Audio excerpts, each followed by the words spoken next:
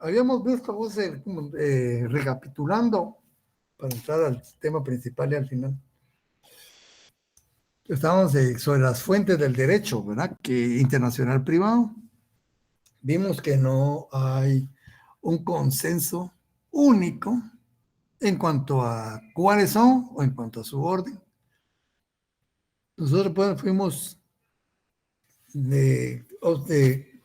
siguiendo pues el lineamiento que sigue el doctor Larios, pero no porque sea el único, sino que es más cómodo porque ustedes ahí pues tienen a la mano el manual y pueden repasar ahí, ¿verdad?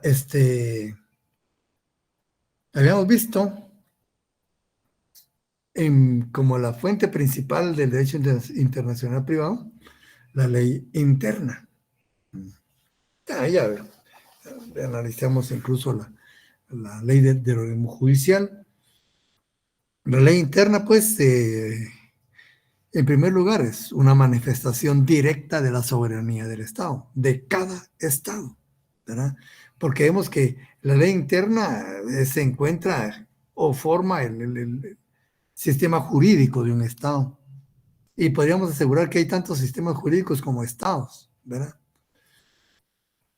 Entonces, esto es importante porque cada Estado tiene su sistema jurídico. Cada sistema jurídico representa un sistema de valores, incluso una escala de valores. Nosotros le damos más valor a algunas cuestiones que otros países, y otros países le darán más valor a otras cuestiones que los nuestros, ¿verdad? Cada sociedad dirá. Entonces, podría darse en el mundo muchas formas de abordar una institución jurídica o una relación jurídica. Muchas formas. Por no irnos muy lejos, el matrimonio. Imagínense cuántas variantes hay respecto al matrimonio. Nosotros tenemos nuestra propia ley. Tenemos nuestros propios impedimentos. Ley mínima, ¿verdad? Para contraerlo. Forma, obligaciones, consecuencias, naturaleza. Y eso no es igual en todos los estados. Hay variantes. Incluso hasta hay diferencias abismales, ¿verdad? ¿Cuál prevalece sobre el otro? En principio todos valen por igual. Todos. El problema es cuando hay un elemento extranjero ahí, o que hacerse valer en otro lugar distinto en el que se adquirió. Pero cada sistema jurídico tiene sus propios principios, sus propias normas, sus propias leyes de afrontar el derecho internacional privado. Ya vimos primeramente en la ley de norma judicial, en la constitución política, ¿verdad? Hemos visto cuestiones que son importantes para el derecho internacional privado. ¿No? Entonces, la cuestión pues es que cada país pues tiene sus propias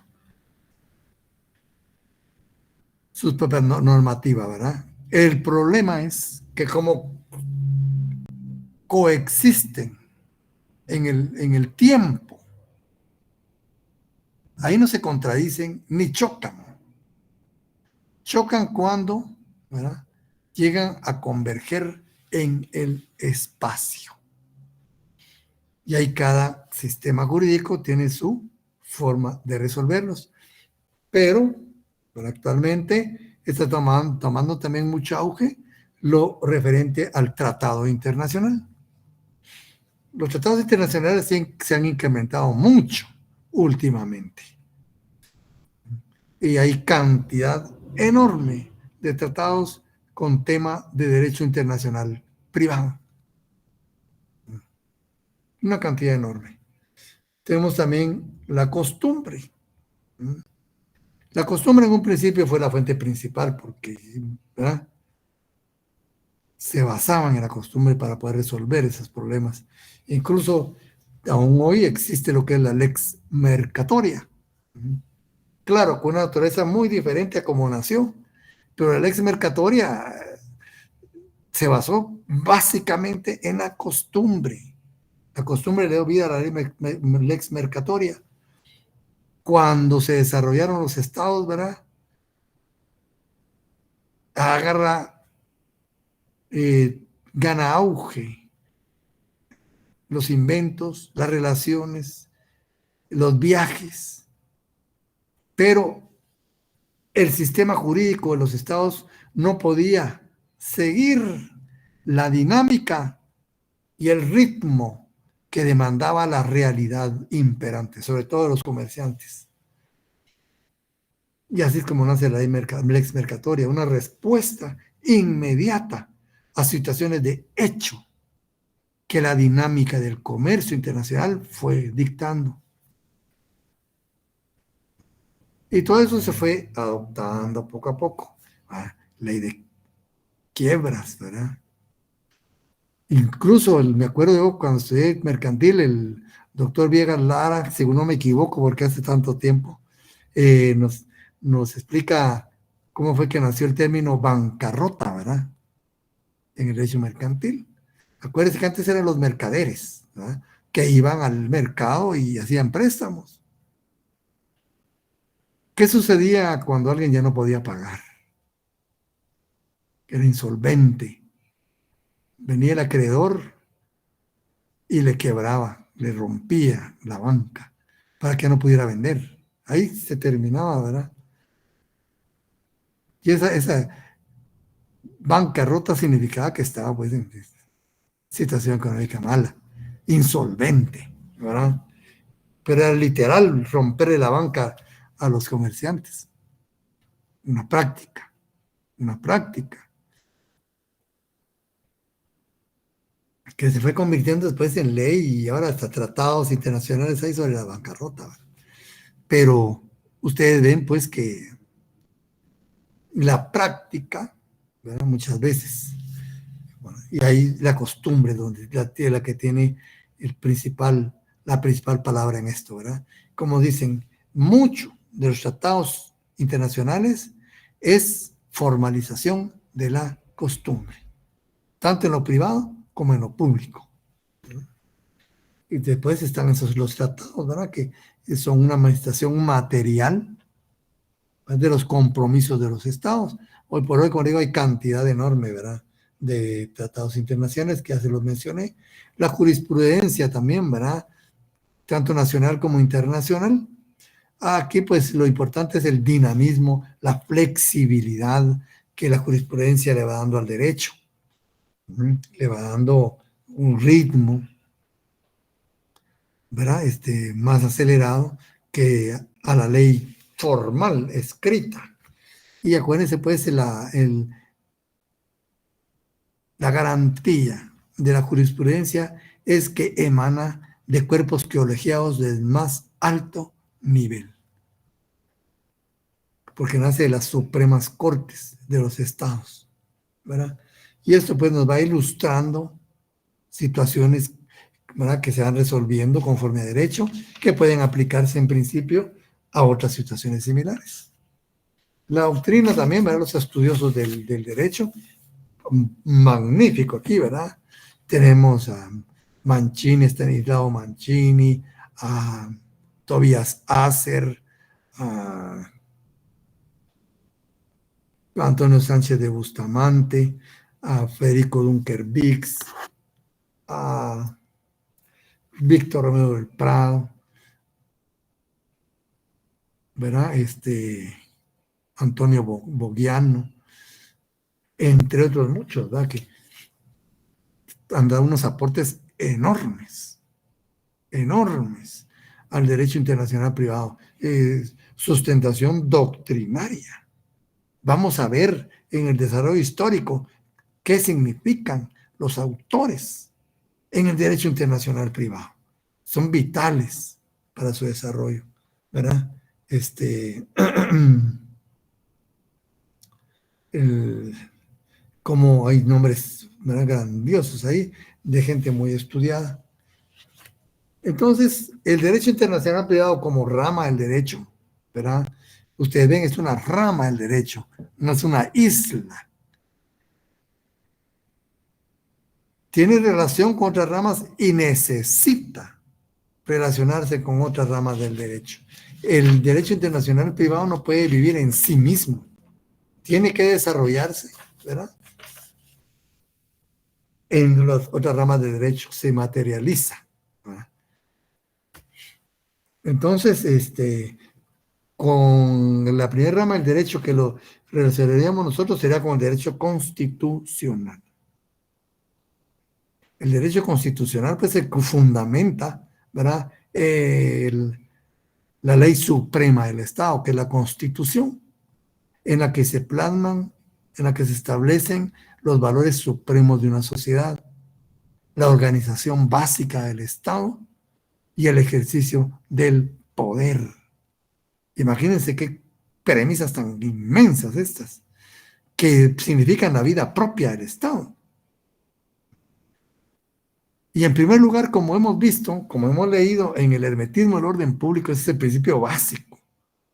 El derecho internacional privado no podría existir si contradijera la Constitución, si afectara la soberanía de los estados, si afectara la moral. No podría existir, ¿verdad?, el derecho. Entonces, como premisa principal para que exista el derecho internacional privado, es que armonice con la Constitución, que no la contradiga.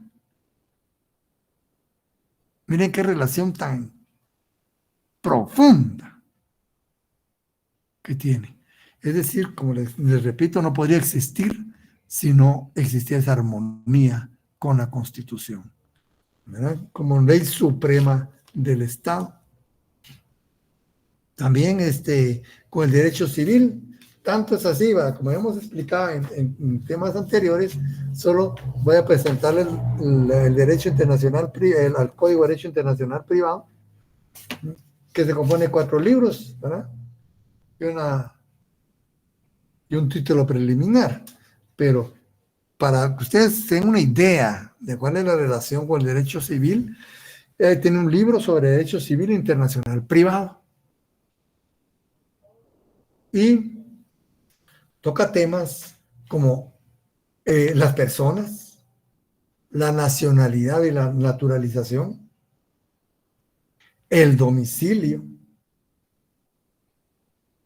nacimiento, extinción y consecuencias de la personalidad de las personas individuales y las personas jurídicas, matrimonio y divorcio, y todo lo que respecta al divorcio y al matrimonio, ¿eh? Su forma, condiciones, efectos, nulidad. De ahí vemos dentro de la familia, ¿verdad? De esa familia, paternidad y filiación, alimentos, patria potestad, adopción,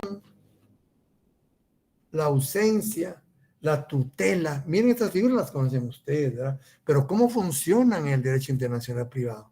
¿Cómo se dan? ¿Verdad? Del registro civil, los bienes. Ya pasamos a otra rama, ¿verdad? Perdón, a otra sección del derecho civil. Estamos viendo las personas y la familia, ahora ya pasamos a los bienes, ¿verdad?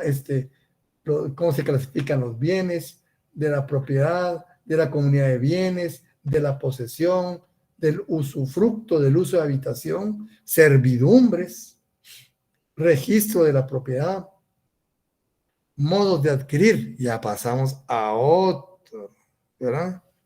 Modo de adquirir, de las donaciones, sucesiones, testamentos, herencia, y ahora viene obligaciones y contratos. ¿Se dan cuenta qué relación más profunda hay con el derecho civil? Con el derecho penal también tenemos una relación bastante grande, ¿verdad? Habíamos dicho pues que como regla general, las normas de derecho internacional, las normas penales son esencialmente territoriales. ¿Qué significa eso? Que se aplican por igual a cuántos residen en el territorio, a cuántos se encuentran en el territorio nacional. Si alguien le quita la vida a otro, cometerá el delito de homicidio. Homicidio, punto. No importa que sea africano, europeo, asiático, que sea de Oceanía, que sea de Norteamérica, de Sudamérica, de Centroamérica o guatemalteco. Cometen el mismo delito. A eso se llama territorialidad de la ley penal. Se aplica por igual a todos los que se encuentren en el territorio. Posiblemente van a ser que tiene excepciones, pero dejémoslo ahí para que sea un poco más claro.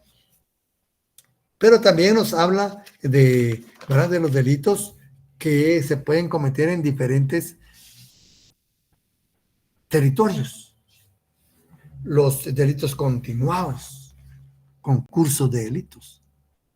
Puede que empiece un delito en un país, huyendo cometa otro en otro país, en esa misma escapada cometa otro en otro país, etcétera, etcétera, etcétera. ¿Se dan cuenta?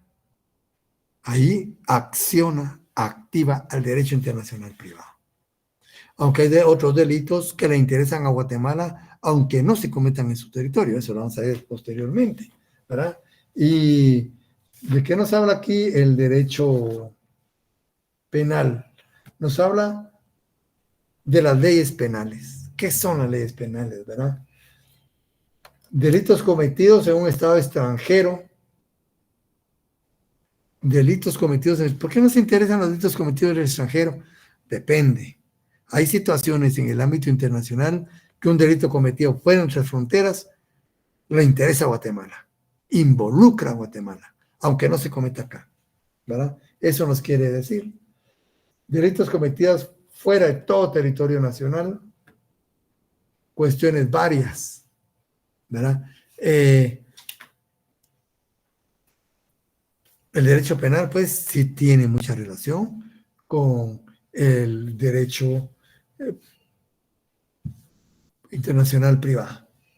Y en el derecho penal, pues, se va a aplicar por igual a todos. Pero como yo les decía, ¿qué pasa?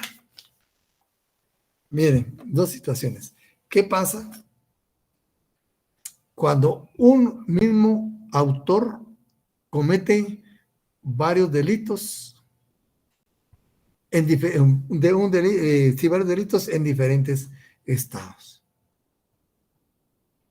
En un mismo acto, ¿verdad? Como digo, esté huyendo y va cometiendo delitos, que falsifique documentos, que le quite vida a las personas, que estafe, que robe algún automóvil, algún vehículo para escapar, que pase ilegalmente a las fronteras, etcétera, tanto que puede existir. ¿Quién lo juzga? ¿Qué delito se le puede incriminar? ¿O quién puede qué y quién puede no? ¿Quién no puede? ¿Verdad? Es bien complicado, ¿verdad? Y ahí está cómo se resuelven esos problemas. Un delito cometido en alta mar, ¿quién puede juzgar si no hay soberanía? Pero sí hay ley. Entonces, ¿cómo se juzgan? Imagínense, todas estas cuestiones son importantes y de hecho se dan, ¿verdad? Entonces aquí también, pues ven, el derecho penal nos habla el Código de Derecho Internacional Privado. El derecho notarial, importante también. Aquí la forma de los actos. Podemos aceptar un contrato proveniente del extranjero que no tenga las mismas formalidades extrínsecas de las nuestras. Hay un problema ahí, ¿verdad? Entonces, documentos provenientes del extranjero, cómo determinar la capacidad de las partes de un extranjero, cómo, qué forma le voy a dar, si intervienen extranjeros, dos extranjeros en un mismo contrato, le doy la forma de los dos de ellos que son del mismo país o le doy la mía, mi forma, etcétera. Pero también existe la otra cara de la moneda, ejercer el notariado en el extranjero. ¿Se puede? Sí se puede, ¿verdad? ¿Qué dice nuestra ley? Los funcionarios diplomáticos y consulares guatemaltecos, cuando sean notarios, esa es la condición, cuando sean notarios. No cualquier diplomático puede actuar notariamente en el extranjero, no cualquier diplomático, debe ser notario, ¿verdad? Están facultados para hacer constar hechos que presencien y circunstancias que les consten. Y autorizar actos y contratos en el extranjero que hayan de surtir efectos en Guatemala. Otra condición, deben surtir efectos en Guatemala. Asimismo, ¿sí?, podrán autorizarlos los notarios guatemaltecos. Nosotros como notarios podemos autorizar actos y contratos en el extranjero, ¿no? Podemos autorizar estos y contratos, pero todo lo harán en papel simple.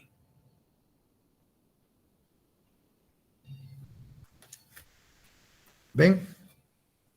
Y más, ¿verdad? Continúa el artículo ahí. Lo que quiero resaltar con esto es que nosotros como voluntarios también podemos actuar en el extranjero. Derecho internacional privado. Y como digo, los documentos provenientes del extranjero también. Ahora ya existe un tratado. Vamos a mencionarlo hoy como el de la apostilla. Ese no es su nombre, ¿verdad? Pero para que ustedes se den la idea de qué se trata. Tratado sobre la apostilla, ¿verdad? Que Guatemala ya es parte, ya se ratificó y ayuda bastante, ¿verdad? Incluso se hace en forma digital ustedes. Digital. En el Ministerio de Relaciones Exteriores, porque es la autoridad nombrada para certificar la apostilla, ¿verdad? Bueno, también debemos calificar la capacidad de las partes. A este extranjero que tiene 17 años es capaz. Ahí está la pregunta, ¿verdad? Él no es guatemalteco, tiene 17 años. Yo no puedo asegurar cuál es su capacidad. Tenemos que calificar también eso. Ahí rayamos con civil, ¿verdad? Y notariado, pues ellos como notario tienen que calificar. Derecho laboral. Extranjeros laborando en Guatemala. Acuérdense que hay un máximo, ¿verdad? Para laborar y un máximo también en cuanto al salario. También tienen límites laborales. Los extranjeros tienen límites laborales frente a nosotros, ¿verdad? Y no sé, ahí no hay problema, no se le están violando sus derechos.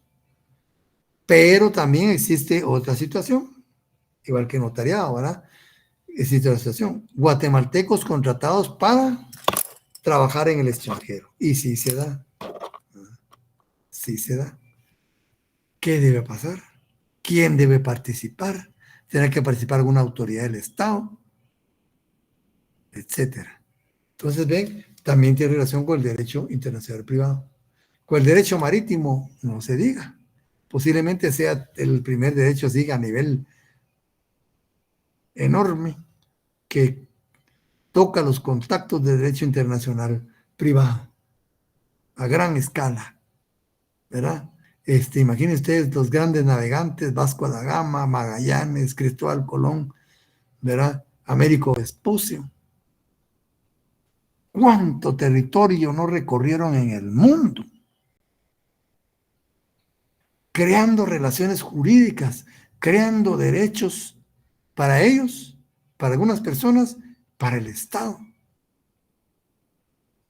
Ahí pues, no fueron, ni sabían qué impulso le estaban dando al derecho internacional privado. Pero sí que le dieron un gran impulso a ustedes. Y hoy por hoy, pues, nacionalidad del pabellón, abordajes, averías, accidentes, seguros marítimos, ¿verdad? Daño, mercaderías, retrasos, etcétera, ¿verdad? El contrato de transporte marítimo de personas, ¿verdad? Cruceros, todo esto, ¿verdad? Activa el derecho internacional privado. Con el derecho aéreo también, no digamos, qué dinámico el derecho aéreo, ¿verdad? Contrato de aviación, ¿dónde está el contrato? Hay contratos, ¿verdad? También averías, accidentes, retrasos, transbordos, ¿ver? Nacionalidad de la aeronave, rutas, bueno, tanto que hay. Y en el propio aeropuerto también, aunque no sea aéreo, forma parte directa de ese mundo, ¿verdad? Hay hasta hospitales en unos aeropuertos enormes. Hay hospitales 24 horas. Acuérdense que hay gente que viaja enferma o por enfermedad, por salud, también viaja. Y gente que se enferma con altitud, ¿verdad? O esa presurización del avión activa a veces algunas cuestiones que tenemos nosotros en estado inerte, ¿no? Se activan y se enferma uno demasiado. Gente con fobias también, ¿verdad? Tanto que hay. Y esto también tiene que ser atendido. El derecho aéreo, ¿verdad? Con el derecho espacial, como les dije anteriormente, ¿verdad? Hasta hace unas décadas atrás, ese derecho era eminentemente público. Solo los estados se dedicaban a la exploración espacial. China, la India, Japón, Rusia, la Unión Europea, Estados Unidos, Canadá. Tienen la capacidad económica y tecnológica para lanzar, pues, artilugios al espacio. Pero hoy por hoy, ¿verdad? Hay gente que se ha hecho muy rica y han incursionado en este campo, ¿verdad? Elon Musk, ¿verdad? Que ustedes ya lo han oído mencionar. Este señor solo tiene más de 231.000 millones de dólares.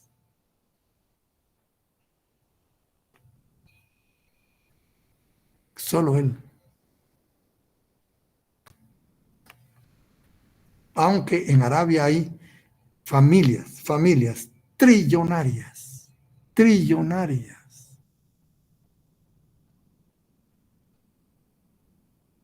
Imagínense, capacidad económica hay.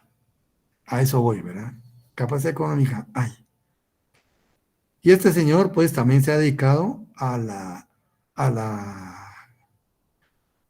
actividad espacial, construcción y proyectos. Incluso ha estado trabajando junto con la NASA, ¿verdad?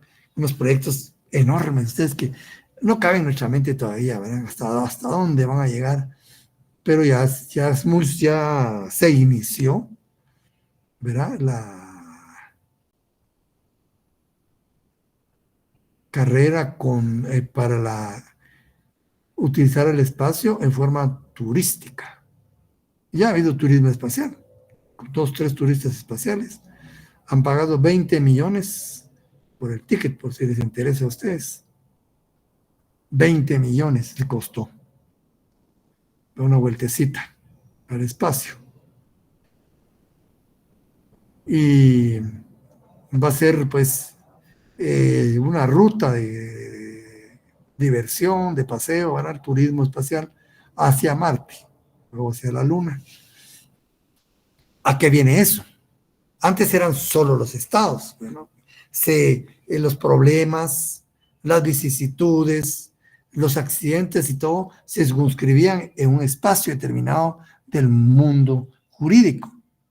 Pero ahora con el elemento privado se amplía mucho más, ¿verdad? Se amplía mucho más un accidente, ¿verdad? Eh, Entre otros, ¿verdad?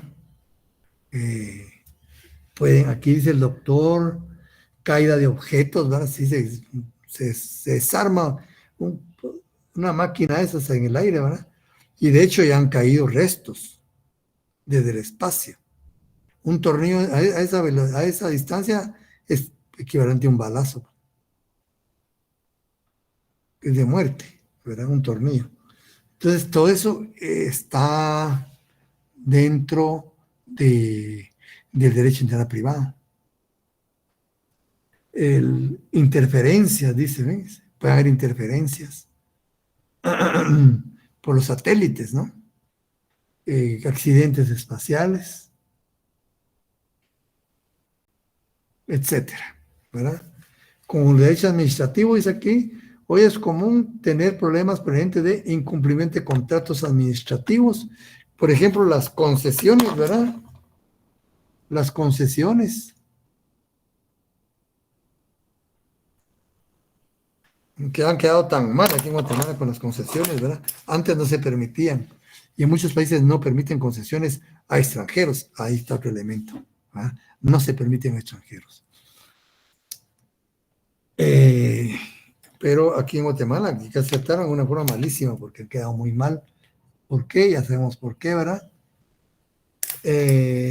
Y también, pues, dentro del propio nombramiento de funcionarios para negociar un tratado, aunque sea de materia integral privada, hay procedimiento administrativo.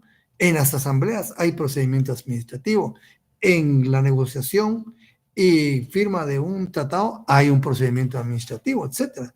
Incluso en la eh, aprobación y ratificación tenemos otro procedimiento administrativo y otro procedimiento para dar a conocer nuestra intención respecto al tratado. O sea, administrativo hay mucho, ¿verdad? También tributario, más que todo la doble tributación, ¿verdad? ¿Cómo funciona? En el derecho mercantil también es muy importante. Incluso también tenemos un libro dentro del Código de Derecho Internacional Privado referente a derecho mercantil, ¿verdad? Derecho mercantil. ¿Y de qué nos habla el derecho mercantil en el Código de Derecho Internacional Privado? Los comerciantes y el comercio. ¿Será lo mismo capacidad de comerciante que cualidad de comerciante? ¿Se aplica la misma ley? Cualidad de comerciante y capacidad de comerciante. Eso lo vieron ustedes en el Código de Comercio, en el derecho mercantil, ¿verdad? Ya saben, o no lo saben. Eso ya lo estudiaron. Y ahí dice, habla específicamente, cualidad de comerciante y capacidad de comerciante.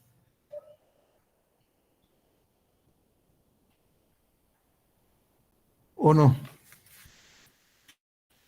¿Ven? Entonces, aquí también vamos a ver eso mismo. Cualidad de comerciante y capacidad de comerciante. Claro. Del registro mercantil. ¿Cómo funciona el registro mercantil? ¿Qué es un registro mercantil en el ámbito internacional privado? Disposiciones sobre contratos mercantiles, contratos especiales de comercio, compañías mercantiles, transporte, imagínense ustedes. Hay transporte terrestre, es el que llaman transporte multimodal también, ¿verdad? Que es tan frecuente en el ámbito mercantil. Están los seguros, ¿verdad? Contratos de seguros, los títulos de crédito. ¿Qué pasa con yo les estaba diciendo a los compañeros anteriormente, ¿verdad? Con una carta de pago, criada en Guatemala, librada en El Salvador, aceptada en Honduras, avalada en Costa Rica, para ser pagada en Panamá. ¿Podrá darse eso? ¿Es factible que se dé? ¿Qué sucede entonces? Fíjense, un mismo título de crédito viajando por toda Centroamérica. Y aún más, ¿qué sucede si uno de esos actos se crea nulo?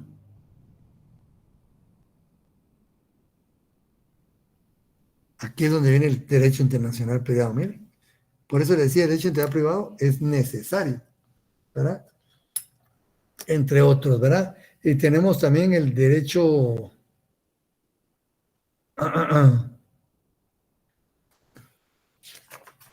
el derecho procesal, que ya, ¿verdad? Que ahí se aplica la lex fori, como ya les había dicho, pruebas, ¿verdad? Competencia, exhortos, entre otros, ¿no? También lo tenemos en el Código de Derecho Internacional Privado, algo relacionado con ello.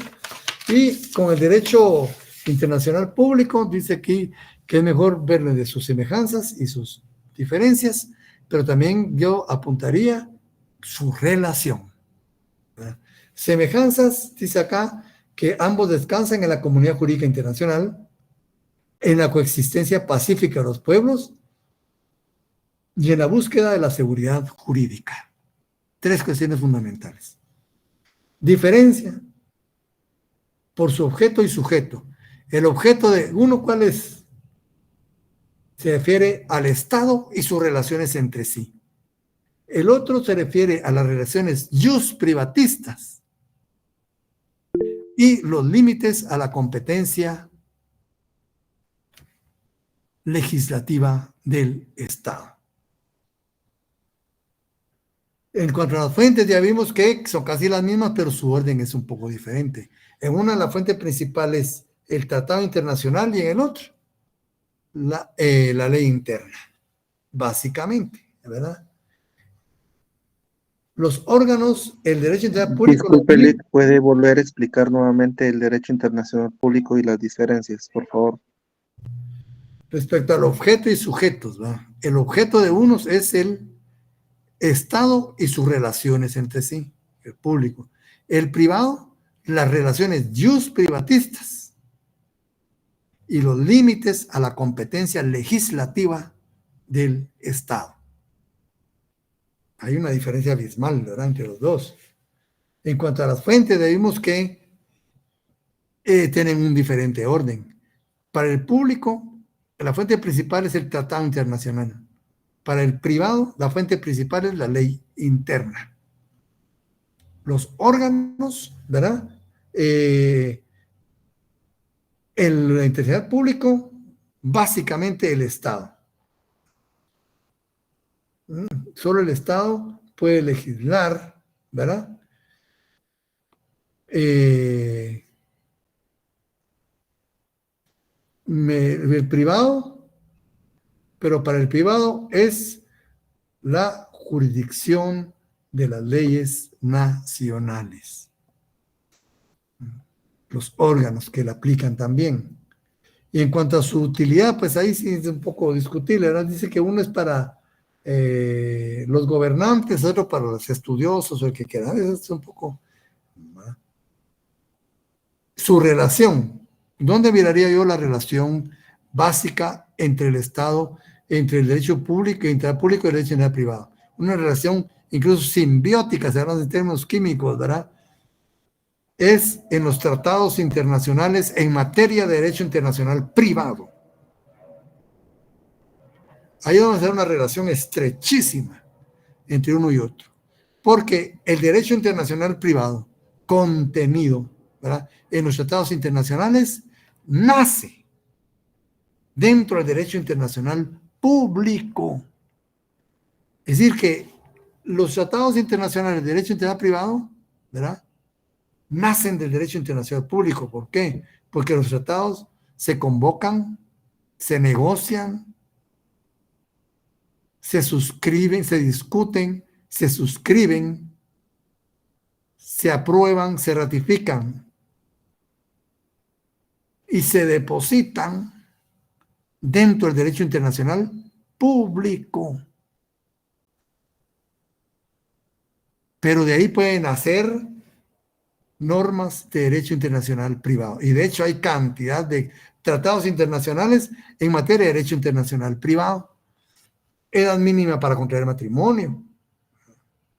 Lo relacionado con los pagarés y títulos de crédito. Ahí son tratados internacionales. El propio Código de Derecho Internacional Privado es un tratado internacional. Se negoció entre el derecho internacional público, pero ¿qué contiene? Normas de naturaleza internacional privada. Es una relación muy estrecha, ¿verdad? En cuanto al bosquejo histórico, este es un tema también muy importante, porque vamos a ver ahí, y como ya vimos anteriormente, que el derecho internacional privado es necesario, por eso decimos es utilitario. En un momento determinado, urgió de su existencia. ¿Verdad? Aquí pues se divide en tres partes fundamentales este análisis. Labor privada individual, que han hecho los tratadistas, como fuente del derecho, ya vimos, ¿verdad? La doctrina. Entonces, la labor privada individual y la labor privada y pública colectiva. Y la labor gubernamental. Tres fuentes, ¿verdad? Que han dado, se han sustentado, ¿no?, el desarrollo histórico del derecho internacional privado. En cuanto a la labor privada individual, ¿no?, en la antigüedad existían dos clases, bueno, más, ¿verdad? Pero prevalecían o se dieron existieron dos clases de estados o sociedades, ¿verdad?, muy diferentes y poderosas. Por un lado, la de vocación universalista y por otro lado, la de vocación aislacionista. Mire qué diferencia. La universalista, por ejemplo, los mongoles, los hunos que salían a conquistar y arrasar tierras. Y el derecho, y Roma, pues el derecho romano.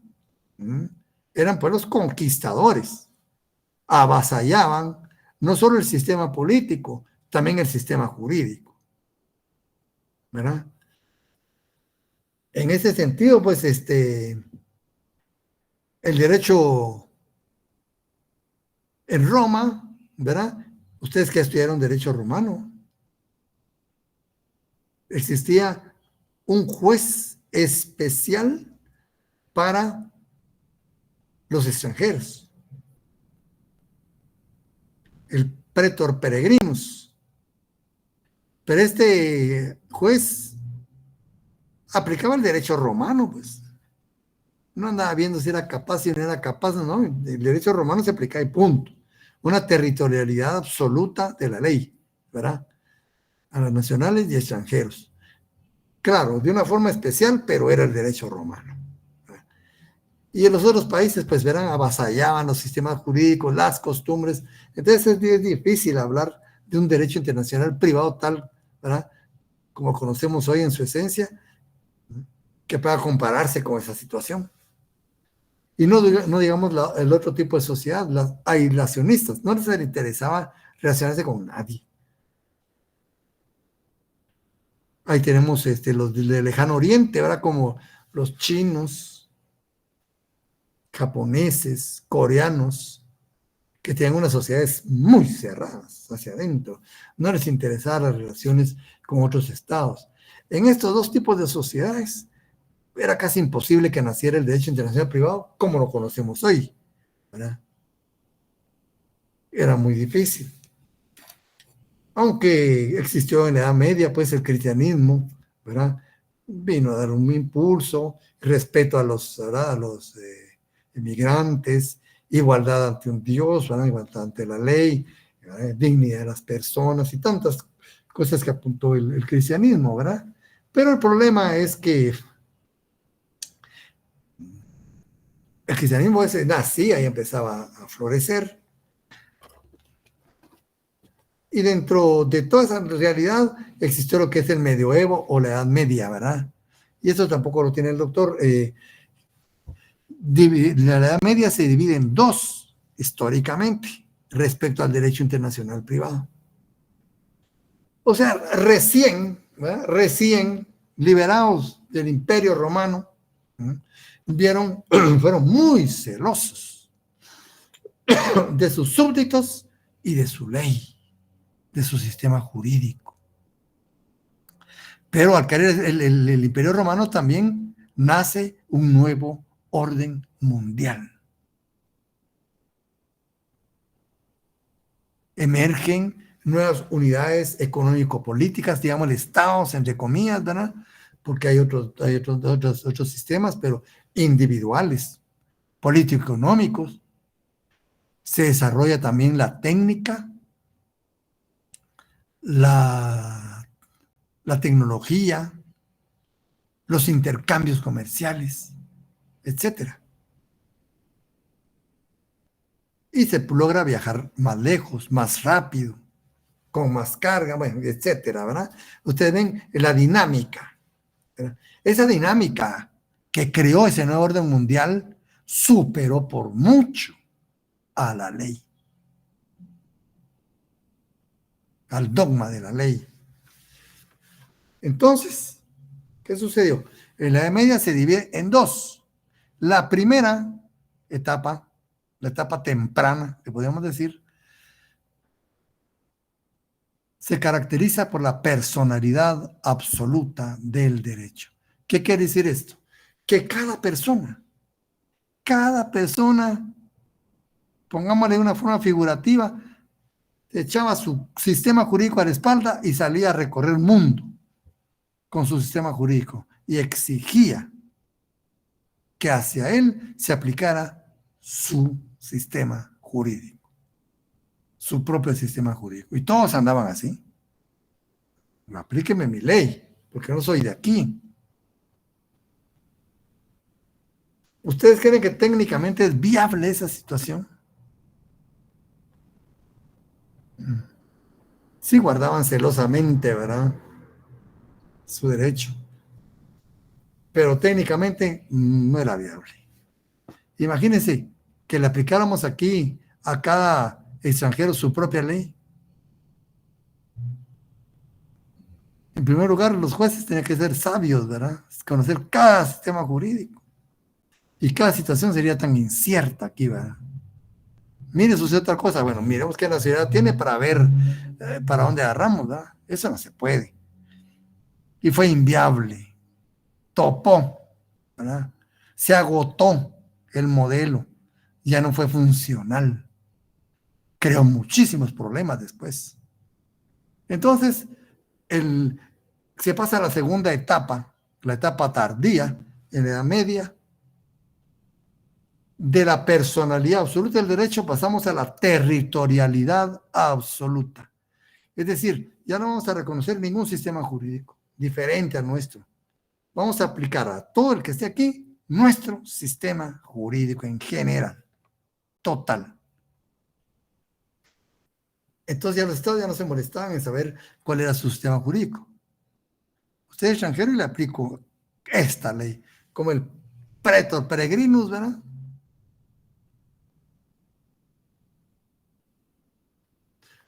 Otro extremo que creó problemas. Fue infuncional. Infuncional. Entonces, dijeron, tampoco esto sirve, pues, ¿qué podemos hacer? ¿Verdad? La realidad, la dinámica del mundo está rebasando la certeza de la seguridad jurídica, los sistemas jurídicos.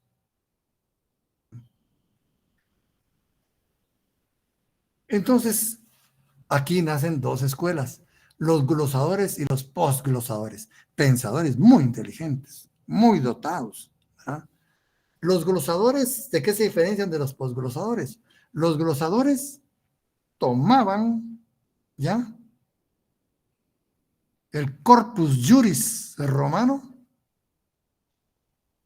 y lo analizaban directamente. Iban directamente a la fuente primaria, ¿verdad? Lo glosaban, lo analizaban, ¿verdad? Y trataban de dar fundamento con base al análisis profundo de la ley romana. Pues después nacen los postglosadores. Los postglosadores ya no van directamente a la ley romana. Los postglosadores van a los glosadores e interpretan, analizan lo que apuntan los glosadores, ¿verdad? Y aquí es donde nacen varias escuelas, la italiana, la francesa, la holandesa y otras posteriormente, ¿verdad? Pero nace, en primer lugar, la teoría de los estatutos, previa a darle nacimiento. Es decir, miren ustedes, cuando cae Roma, se desintegra el imperio, pero emergen unidades económico-políticas. Venecia, Florencia, ¿verdad? Génova, Milán, Pisa y todas esas grandes ciudades son antiquísimas, ¿verdad? Y tienen su propia identidad. Incluso crean sus propias leyes, porque tienen autonomía. Pero aquí sucede algo, que en esa realidad se encuentran con dos sistemas jurídicos. El primero, que es general a todo el territorio, que le llaman la ley. La ley básicamente es el derecho romano, el que existió, ¿verdad? Y a la par de la ley nacen lo que se le denominan los estatutos. Los estatutos son las leyes locales, la ley de Pisa, la ley de Génova, la ley de Milán, ¿verdad? La ley de Florencia, la ley de Venecia. Entonces habían dos sistemas jurídicos, la ley general y los estatutos. ¿Qué problema se presentó aquí? Se pregunta, ¿cuándo aplicamos la ley? ¿Y cuándo aplicamos los estatutos? ¿En qué casos? Y es aquí donde nacen esas escuelas. La escuela italiana, ¿verdad? Un gran pensador, Bartolo de Sassoferrato.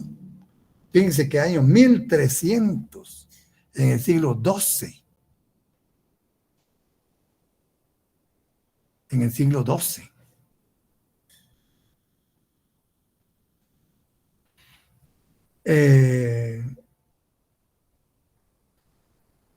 Empieza, es decir que nuestro derecho no es nuevo, viene de qué tiempo venimos pensando en esto, ¿verdad?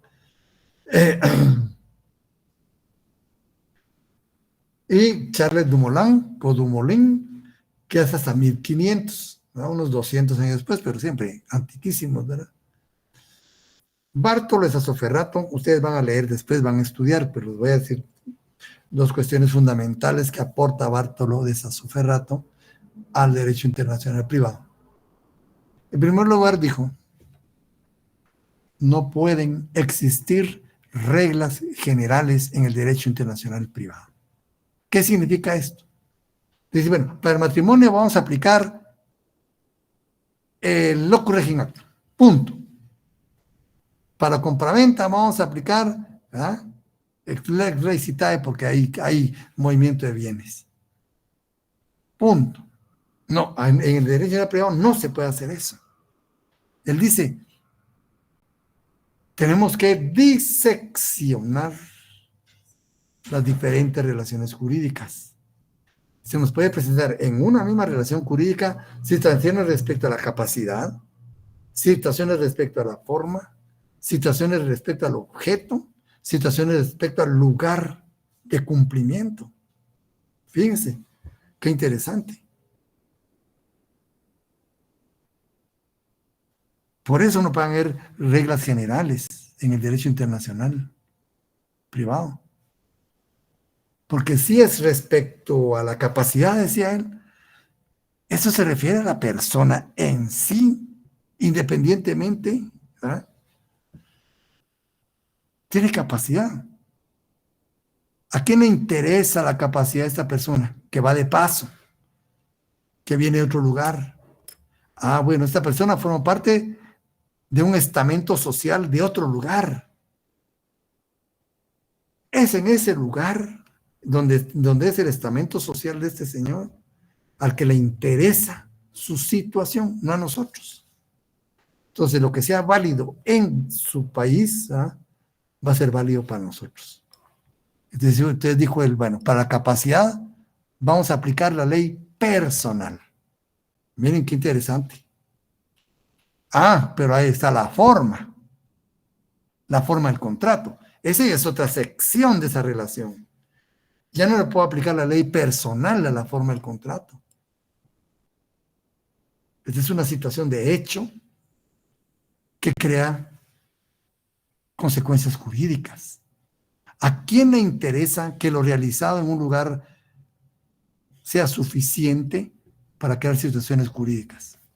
Ah, dijo él, ¿de dónde es la persona? No, porque a él le interesa la persona.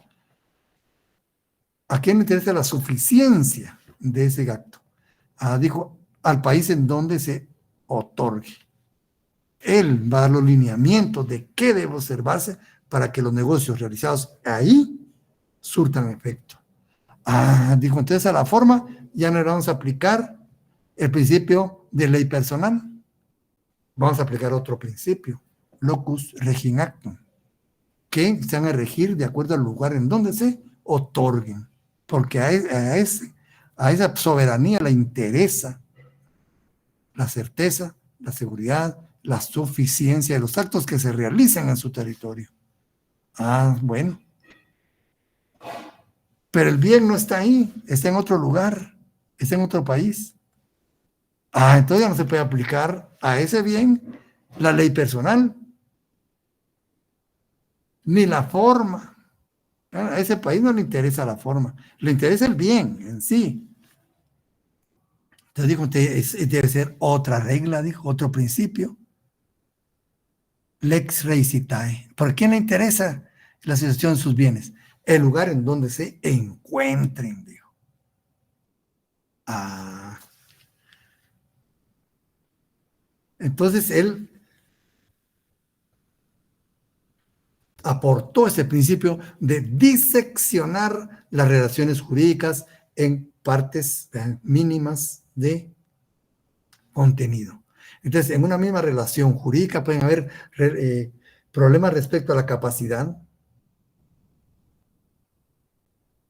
a la capacidad, la nacionalidad de los otorgantes, la forma y el bien. Se aplica a diferentes principios. Aquí ya vamos descubriendo una cuestión, jóvenes. Y les pregunto, hasta donde vamos, ¿cuáles creen ustedes que son los 3 problemas fundamentales que se ocupa el derecho internacional privado? Aquí ya los tocamos todos. Pues el derecho internacional privado atiende básicamente 3 problemas fundamentales. Este es a nivel general, ¿verdad? La nacionalidad, el problema de la nacionalidad, el problema de la condición jurídica de los extranjeros y el problema de la aplicación del conflicto de leyes en el espacio. El problema del conflicto de leyes en el espacio. ¿Por qué? La nacionalidad es importante, se dan cuenta, porque en relación a la nacionalidad, uno va a tener determinado cúmulo de derechos y obligaciones en determinado lugar. Y con base en nacionalidad tenemos 2 categorías de personas, nacionales y extranjeros o no nacionales. ¿Quién es un nacional? Esa respuesta tenemos que darla. ¿Y quién contrario censo va a ser un extranjero? Eso es importante determinarlo, porque viene el siguiente problema. Una vez determinado que es extranjera una persona, viene el otro problema. ¿Qué condición jurídica tiene en nuestro país? ¿Qué cúmulo de derechos podemos reconocerle y qué cúmulo de obligaciones podemos exigirle? Obviamente no van a ser idénticas a las de los nacionales. Ese problema también lo atiende el derecho internacional privado. Y por último, ¿verdad? Ya determinamos la nacionalidad, ya determinamos su condición, viene el tercer problema, la aplicación, el conflicto de leyes en el espacio. Si le reconocemos capacidad a este señor, aplicamos ley extranjera, independientemente de nuestro sistema jurídico. 3 problemas fundamentales. Y eso nace de estas exposiciones, ¿verdad? Y entonces vemos pues que el método que aporta Bartolo Sassoferrato, ¿verdad? Es el que no pueden haber reglas generales en el derecho internacional privado, y por lo tanto tenemos que diseccionar las relaciones jurídicas, ¿verdad? Y el otro es Charles Dumoulin, ¿verdad? Otro pensador que aportó algo muy importante, otro principio importantísimo que lo conocemos hoy por hoy: autonomía de la voluntad. Dice él, miren, pero hay situaciones que realmente, si yo tomo la decisión, no afectan al Estado. Me afecta al conglomerado social. Y esto deberíamos de dejarlo a la potestad de los particulares, de las personas. Yo les pongo el ejemplo. Por ejemplo, si yo renuncio al fuero de mi domicilio, ¿a quién estoy afectando? ¿A quién afecto? Si en un contrato de mutuo renuncio al fuero de mi domicilio, yo quiero, me interesa, me conviene renunciar al fuero de mi domicilio, o por lo menos es necesario que lo haga, si no, no me hagan el préstamo. ¿A quién afecto? Entonces, es de eso cuenta Charles Dumoulin. Hay determinadas situaciones que si yo tomo la decisión en forma autónoma, no afecto ni al Estado ni al estamento social. Simplemente me afecta en mi persona, ¿verdad? Dentro de un parámetro pues normal de obligación. Entonces dijo, hay ciertas partes de esas disecciones que pueden, en determinadas relaciones jurídicas, pueden dejarse reservadas a la autonomía de la voluntad. Miren qué importante. Así se ha ido desarrollando el derecho internacional privado. Entonces, yo les rogaría que me terminen de leer el tema para que les pongamos ya en la otra clase y ustedes lleven algunas dudas o lleven algo adelantado para que podamos desarrollar el tema, ¿verdad? Tal vez de una forma más profunda, ¿verdad? Haciendo preguntas, alguna cosa así, o aportando ideas. Entonces dejamos aquí, compañeros, y les agradezco mucho el favor de su atención. Ya mañana es fecha de retrasadas, les recuerdo. Para los que lleven, vean su calendario, ¿verdad? Y les deseo un feliz fin de semana. Feliz noche, licenciado. Feliz noche, licenciado. Con su permiso. Gracias. Gracias, licenciado. Feliz noche.